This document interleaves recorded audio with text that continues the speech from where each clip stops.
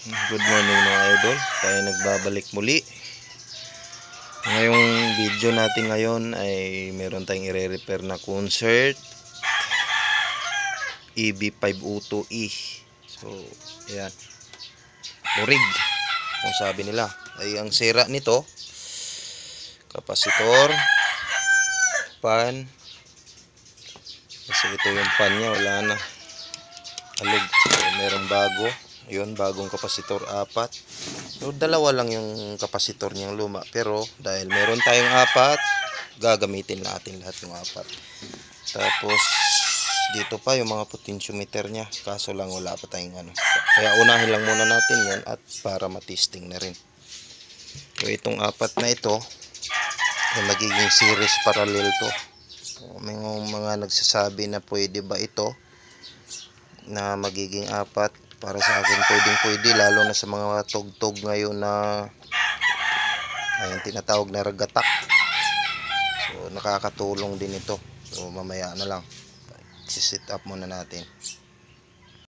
So nakalas na natin mga idol. Ayan yung sa kapasitor nya, tsaka dito yung pan. Kaya papalitan natin. So dito 2 lang yung kapasitor, pero gagawin natin dyan 4. Ilagay natin. Medyo pinagpagan lang natin ng konti. Hindi natin linisin ng maayos, kasi pag linisin natin maayos yan, malinis na malinis, ay siyempre kapag hindi agad-agad masira yan, tayo kikita.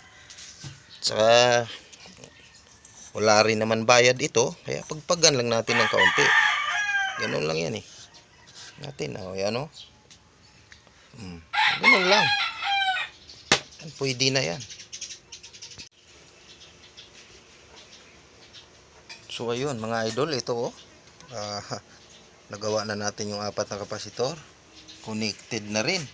Sunod na lang natin yung ganyang pan.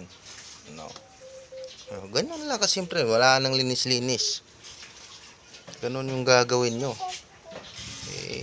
Pakalinis mo yan, hindi nababalik, hindi masira agad-agad ulit. Kaya mas maganda yan. Babalik at babalik yung customer nyo yan. Ayun mga idol, nakabit na natin yung pan. Ayan, pan na. Huwag lang natin masyadong pagkaganda nga. Kapagpalit na rin tayo ng 3 potentiometer ng base, mid, treble. Ayan, bago yan Ayan, 3 ayan yung pinagpalitan natin.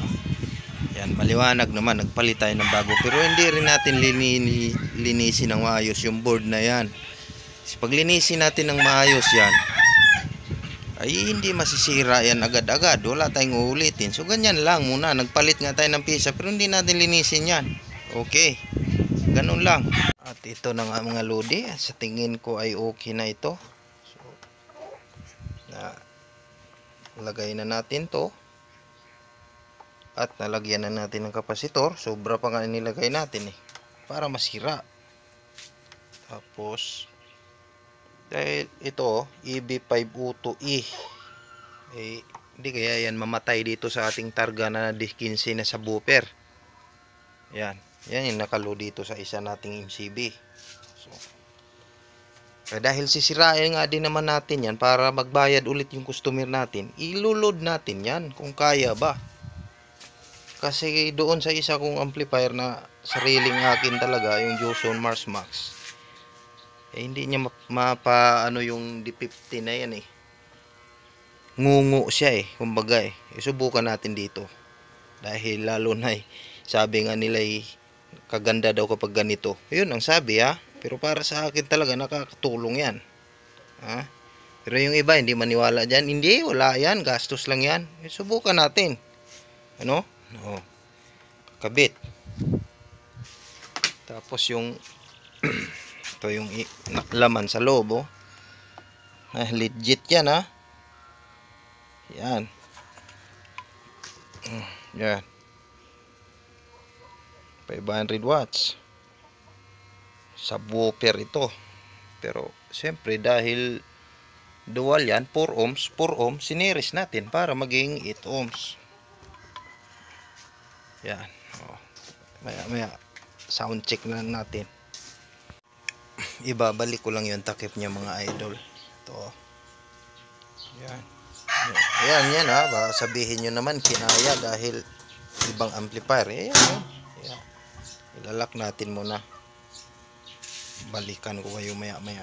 Pakita ko lang yung sira mga idol para maliwanag. Ito wala na to. Ano, gumagalaw-galaw na. Baga, yan. Kaya wala na yan. Master volume, potentiometer, wala na rin yan. Pinalitan natin. Base, mid, at saka treble. Ayan, tatlo. At saka yung kapasitor. Klarong-klaro naman. Nagpalit tayo ng kapasitor. At ayun na nga, connected na mga idol. Gumamit tayo ng isang cellphone at saka itong mini bluetooth basta. Kasi walang bluetooth to, tapos naka-input tayo. Wire papunta doon sa ating MCB na di pa tapos. Ayan. Dahil torture nga ito, volume lalagay natin sa alas 2. Ayan. Tapos sagad natin yung base. Kasi sub nga eh. Tara. Check.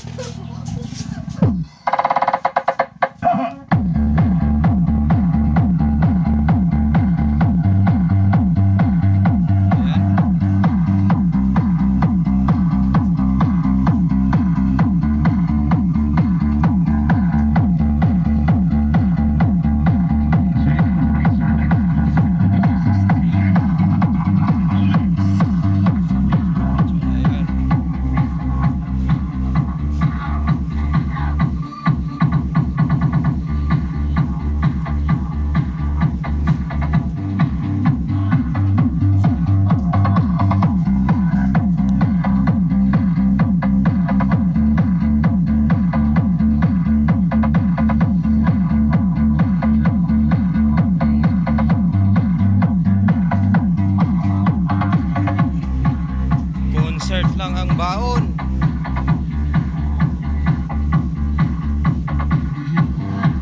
Hanggang dito na lang.